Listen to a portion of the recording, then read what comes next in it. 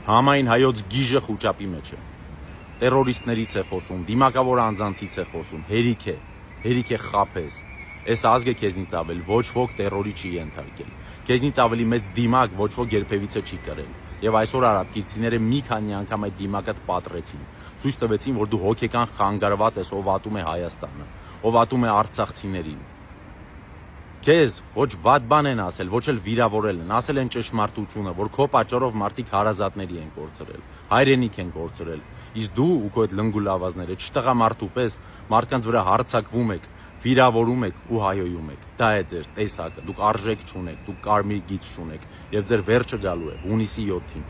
Հայ մարդ, սրան ձեն տալով իմացի, որ կողմ ես, որ հայ կանանց նվաստացնեն, կողմ ես, որ վարկաբեկեն մեր եկեղեցին, կողմ ես, որ թուրքը տիրանա մեր պետությանը։